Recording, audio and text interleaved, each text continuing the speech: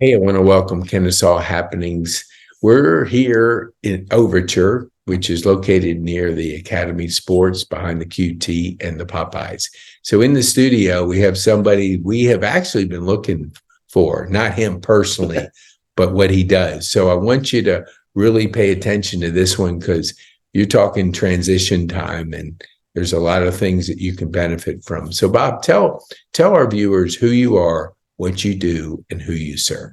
Sure. I'm Bob Griffin. I own Business Bulldog Brands. It's actually kind of an interesting story. I started out as a consultant, helping small and medium-sized businesses kind of build their brand, grow their business, fix the problems they had. And I realized quickly that I needed to work on what is the next goal of that. And of course, selling the business, getting it ready to sell. So what we did was we actually created as to begin with as a think tank. And now, of course, it's a full service brokerage. So we work with the startups to get them set up well to be able to sell in the future, and then work with the existing business owners, franchisees, and independent owners. I worked for years in franchising, so it's definitely helped to be able to work with them. There's a lot that corporate doesn't give them. Yep. So it's a matter of, okay, this is what it should look like. With a franchise, you've got a logo and a system, but they're really not going to help you more than that. So have someone who can help them walk through that. A franchisee is usually a franchisee for 5 years. So you really have that transition of how does it start? Get your feet wet that first year. And then after that, you need to build it so that you're able to sell it. So there's a lot of parts to that. Let me dig in a little bit here, because I think for our viewers, I want to take them through the journey, which I personally have been impacted by the business brokerage business. I had a digital business a few years back. I would drive the traffic to the business, but if you're not set up, it's like bringing people to your front door, but if the house is on fire, you're not walking in. And I was frustrated with that whole concept. And so a friend of mine asked me to get involved in Value Builders, which was establishing the values and knowing all the key things that you needed to know to sell your business. Now, when I didn't do it very long, but I did take away this, and I want you to comment on it. People don't prepare early enough for the transition and the sell, and it impacts the value of their business. So tell our viewers, like, what do you see those common, I like to say, 3 things that you see over and over and over and over again. And I'm preaching to the choir. So tell our viewers, start with the first thing, and then we'll talk about that. Sure. A lot of it, of course, is financials. So we begin with the P&Ls and take a look at what that looks like in the balance sheets. So the P&L gives you an idea of what's happening currently, or prior months. The balance sheet is really the health record of the business. So how does it look? What's the trends? That's really what we need to get. A lot of people ignore the balance sheet because they're just looking at the P&Ls. Do I have money in the bank account? What was my labor percentage? What does that look like? But the financials are really when someone wants to buy a business. That's where they're digging in first. That's where they're going to stick with it. And that's the valuation of the business starts there. I love that. Because, that's number one. And I think as business owners, and I include myself, I wasn't too strong in that area. So you always see your blind spots by coaches. And I currently have a coach, and I was listening to this morning an interview that Larry King did with Harvey McKay. He said he has 15 coaches, and he was going down the list of all the coaches. I've never heard somebody say that. I've always heard Bill Gates hired a bridge coach. So, do you find yourself coaching the owner through the journey? What would you say to that help and how important it is for people to understand. It's everything for it, because you've got to be able to show. I'll work with someone up to 2 years before we sell their business. Mm-hmm. So we'll really get the whole business ready to sell. And it can take that long. And it is a process of looking at all the components of it. So one of the things that I created is there's 3 resources that you really have. Mm-hmm. Time, money, and effort. Mm-hmm. So the TME philosophy kind of bloomed from that. And that's one of the things that we work with. So if you want to have more time, you're going to spend money and effort, or Mm-hmm. at least money, one Right. of them. So you need to look at your business as I'm trying to make more money, so I need to spend more time and effort on it. And then we start to work through, okay, what does that look like? Is it, I need more employees, but I also need to onboard them correctly so that they're earning enough money. So my effort to begin with gets them set up well. I think we've seen, you've gone into a restaurant, and I sell restaurants too. Mm-hmm. So go into a restaurant and they didn't hire correctly and the bathrooms look horrible. Mm-hmm. And customers leave. They come in, they use the restroom, and they're out. And Yep. the reason they do that is because it's disgusting. You don't want, how does the kitchen look? So there's a story that's Exactly. written in the Totally process agree. there. So when we work with a business owner, we want to be able to have that storyline written where the financials look good, the employees look good, the system is there to work with, and then you're actually working on the valuation actually goes up because you're able to say that the time, money, and effort that I've spent in it, you don't have to spend as much time, money, and effort on it because Mm-hmm. it's already running. If you want to grow it, then we work with them on talking about the potential of it, which at that point makes a lot of sense. If I do a little more marketing in this area, Right. if I add another service line to the business, you're actually adding more value. You don't have to, but it's there for the next owner to be able to grab and run. Yeah, and people, aren't they buying the potential to grow? I mean, if I'm buying a business that's going to flatline, I'm not paying much for it because it doesn't potential to grow. I was with Nabisco and US Foods when KKR bought them. So I saw the mindset. I was involved in the mindset of the private equity, which would bring in the systems to maintain them for 5 years, whatever it is, grow them, and then sell them. And that's it. And so just like I think it's a process that's similar to that is you're basically putting the knowledge and the expertise with business owners on a smaller scale, because private equity, they have the millions, the billions, whatever it is, to buy the big companies like Nabisco and US Foods. And I want you to comment on it. Sure. You're on a smaller scale, but doing the same concept? Yes. So I do work with private equity, and a lot of the systems that they bring in will kill the culture. Mm-hmm. So with a small business owner, or even a medium size, so $5 to $50 million business, you can destroy the business very quickly because it's a people business. All businesses are people business. And if you don't look at it that way and you don't maintain what you've currently got, adding a system on top of it, I get calls all the time from private equity saying, hey, we bought this and it's a loser. It's like, time out, let's take a look. And usually what it is they lost the key employees. Right. The book Lynchpin talks about that quite a bit. If you're able to hold on to the team that makes it work and you make them part of the new process, then you win. Change management is always difficult.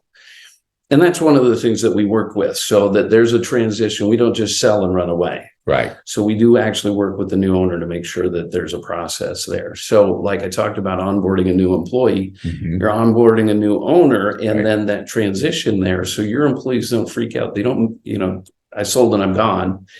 And that happens sometimes. But before that happens, there's a transition part before the sale, so that we make sure that everybody is okay with that. And we know what's going to happen. So it's not predicting, it's actual knowledge base of what's going to happen after the sale. So you've got a much smoother system. Private equity loves to run in, throw a bunch of money on the table, and then they own it. And then hopefully the prior owners stick around to run it, or the management team works, or they try and bring somebody in to do this and they have no experience in that business to understand why it works. Would you say, like, to stay on that point, Sure. like, so you're working with a person over that couple years. If I'm buying the business, I want to know that it's going to be a smooth transition so I can take the business to a higher level. Do you see it coming up where the buyers that are coming to you want you to make sure that this owner's not going to cut and run? Because I think that's a recipe for disaster. Yeah, there's a knowledge base that disappears when an owner just runs away. So that's where we'll work with them for our contract to broker a business is usually 6 months. 2 months in there, we're working on the whole plan of what does that look like? What are you doing every day? Everything gets written down into kind of an owner's manual of what it looks like. So someone can step in it and work with it. Usually I like to keep them around for 3 to 6 months, a little bit of a transition period. They still come into the office. Maybe they don't have their same desk, but they're in there. They walk around for a little bit, say hi to everybody, come in the morning. Everybody runs out and does their job, and then they can go and enjoy the rest of their day. They built the business around people, and they don't want to see their team fall apart. They don't want to see their business fall apart. So there's a lot of business owners that there's some I won't work with because it's the money side without the time and effort involved. I can't do anything. It's all right. We can still be friends. You can be on my Christmas card list, but I can't sell your business. I like the ability of these businesses that have been around for 10, 20, 30 years. We talked about this earlier, the boomers. And you've got this business that you've created, and it's been great for you and your family, and it's paid for colleges and trips, and it's been wonderful for you, and you want to pass that on to someone who's going to appreciate that. So really that education side of, if you need to go, okay, we're going to spend a couple months here, and we're going to walk through what does your job look like, and then what things can we do with this. So a lot of times we'll have a whole marketing plan for a new owner. So from that moment on, that says, if you do these things, here's what it could look like. I can't do an earnings claim. I don't know what this new owner is going to be like. Exactly. I mean, you're giving frameworks. And it's up to the person to do. I want to ask this one question because it came up. I will leave the names out. But if this person's listened to it, he'll know who it is. So you mentioned franchising. Do you find that some franchises want to be you? Meaning this gentleman was going to focus on one business. He had two. Both of them were franchised. So he goes to the franchise and they said, yeah, we can find a buyer. Okay. That's the scenario. But here was the downside. He did. He introduced me to the new owners, and they were kind of like, we're going to do it our way. And it was a disaster because I did the marketing. And our relationship lasted 30 days because there wasn't a person like you who are in this business. You're an expert. And I want to say that franchises, to me, my own personal opinion, want to kind of take that business on because they want to find another motivated owner. But the problem is they're in the franchise business. They're not in the business brokerage building business. Like you said, you got a client years before they're going to sell. You don't just cut and run. You work with them, as they grow that business, because they're going to come back to you and say, Bob, this was a great experience. I have another person I want to recommend to you. Versus, man, the owner cut and run and I didn't know what to do. And of course, that's going to be a bad recipe. So do you find yourself working with some franchises and some they don't want to work with a person with your skill set? Oh, yeah. Yeah. Well, a franchisor, the parent company, is looking at, do they have the money? Do they pass a background check? They can't really turn some people away. They can tell you what areas are open, but when a business, a franchisee wants to sell, and they're working through their corporate office, it's not a matchup. I try to mesh the process so that the prior owner and the new owner can see eye to eye on this. And the new owner has a way of looking at this as either it's consistent money for me, and this is what I was really looking for, or they want to take it and grow it, and then you've got that whole process. A franchisor is not looking at it that way. In fact, I did write a book on franchising. Really? That's Okay. the Prom King Bought a Franchise. And Oh my gosh, you're kidding. no, What a title. I love it. I love it. So Okay. franchising, and we're just sidetracking Yeah. here a little bit, but it's fine. Franchising is a lot like high school. So I wrote it as a mock textbook. Right. And all those characters from high school are now in business with you under that brand. So you need to be able to work with them. You either work with them, you work around them, or you work right over them. And how to get what you need out of this. Instead of grades, of course, you're getting profits. And it's a fun book. It actually tells you a lot about me. I was a short kid in high school. I'm still a short guy. So I got to think about that. You work harder. I know work everybody harder. takes their assets and whatever it is, we work harder because of just, I know what you're saying. Yes. So, and then, but it's a fun book. It actually explains what things you can do, how to look at your business a little differently. There's a lot of independent owners, non-franchises that use the book as kind of a template for what to look at, and training new managers. So I've actually, it's funny. I've actually sold more in Australia than anywhere else. Wow. Because they're big on franchising. Okay, really? So that's that's more developed in Australia than here in the US? It's well developed here. Yeah. I think a lot of times in America, we think, entrepreneurship is so big and, I don't really need anyone to tell me what to do. Whereas franchising there is very regimented. It's a lot more regimented over there. So when you see a McDonald's in Australia, you get the same thing everywhere. Right. You're really not getting something different. And you can see there's different McDonald's. Some you'll drive past to be able to get to the next one, kind of thing. So, and I'm of course just using McDonald's as an example. Right. There's so many different franchises. So, but to be able to get that mindset right with a business owner, franchise or otherwise, is critical to be able to sell their business well and get a higher multiple because the business looks better. It's not like selling a house. I hear this. I have my real estate license too, because sometimes there's property involved in selling. Yeah. And it's not like that. You can't just dress up your business and make it look nice. You can't clean it up and sell it for can't stage your house. Oh no, stage your business. Yeah. There's a little bit of that. But it's based on how well is it running? Right. Are all the parts there and you've got everything working? I have brought in subject matter experts with Business Bulldog who do recruiting to hire the right people. If you don't have a good manager in there, I've got the guys that can help with the day-to-day. I've got the financial guys. I've got, you name it, whatever you need.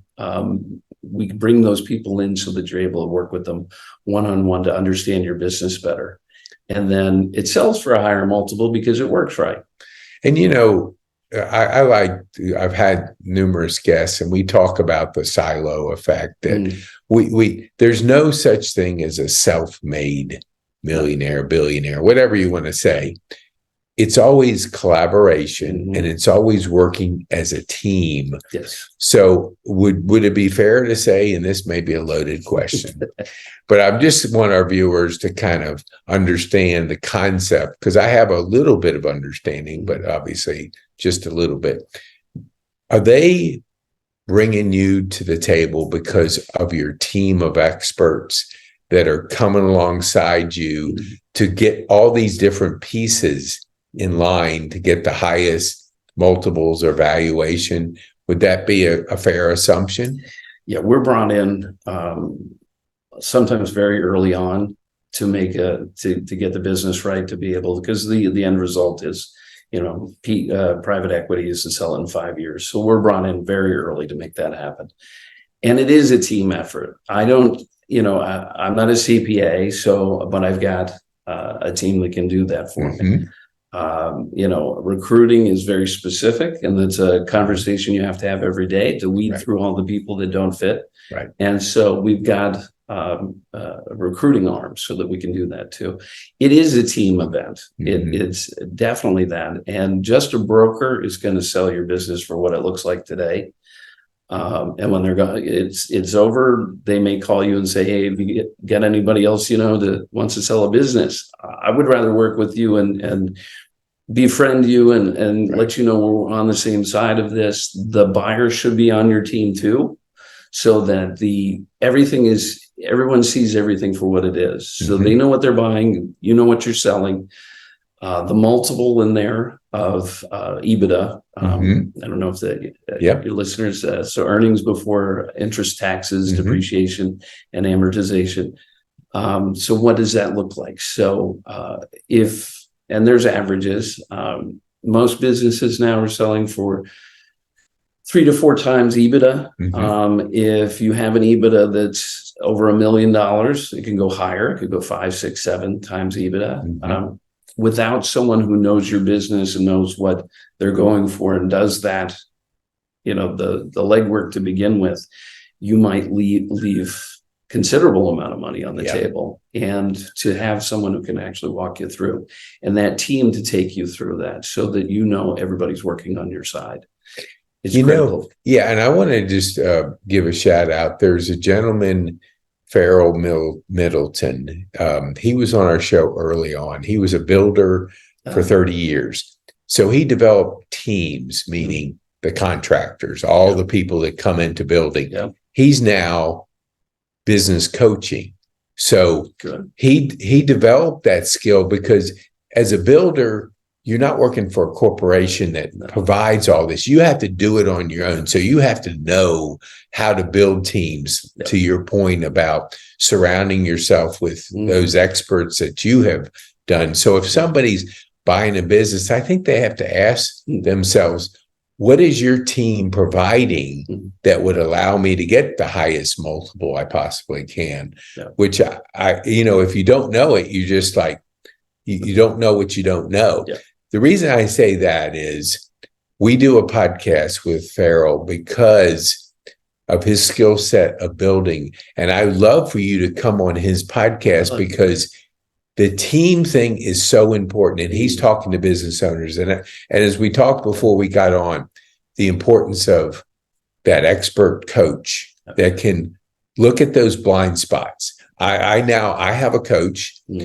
I do a different coach. He does local, and people are gravitating to him because not only is he coaching them, he's coaching them on his contacts that he has of 35, 40 years in this marketplace. So how long have you been in this market? Give our viewers a little idea of your background in that area. Sure. Business Bulldog was started in 2009. Okay. Before that, I had spent more than a decade working with small business owners and really helping them develop the business. And you start your second career 10 years before you leave your first. Right. So I started Business Bulldog and was working with them on the side to really see what that looked like. And then at some point, I just decided I got to do this on my own. As much as it was a great team that I was working with, it was someone else's team. So I needed to have my team to be able to do that. And what's funny is there's a lot of guys that 20 years ago I met, and they're relevant today because of their 20 years of experience in whatever they've been doing. And but a team is critical to be able to do that. And actually, it would be great to meet them to see what his team looks like. My phone call this afternoon is going to be to Farrell, because I love it. I could geek out on this stuff all day. Golf and the business strategy. I get a high on the strategy part. Yeah. because I love golf because of the strategy, but I don't. I want to respect your time and our viewers. So tell our viewers how they can get a hold of you. Sure. You can go to businessbulldog.com. There is a sign-up sheet in there where you can go to. I'm really easy to get a hold of. If you want to email me at bob@businessbulldog.com. Okay. That's real simple. And I'll respond to everybody. I'm happy to do that. Mention in the subject line that's a podcast. And that way I know that it came from me. I got to give you some detail, Oh, yeah. Work. I love this. This subject absolutely jazzes me. So I want, if you're driving and you're listening to this podcast, one, drive. Don't be writing and driving. Not in Atlanta. Yeah. We want you around. So we'll put it in the show notes. And two, we just hit the surface. Oh, we did. So just knowing Bob, I knew of Bob, but I didn't know Bob personally. And so before we went on, we're not too far away. So he can come back if you do this. Give him some comment, give him some feedback, and also share this with people that that are like thinking, oh, I'm going to retire in 5 years and I got to kind of think of what my exit plan is. And you can't start early enough when it comes to selling your business, because having been involved with value builders, I know there's 8 drivers and you do it yourself, but it's not a secret. Built to Sell and all the books out there. Have certain strategies that are needed for business owners. So you don't want to be like, I wish I would have known that.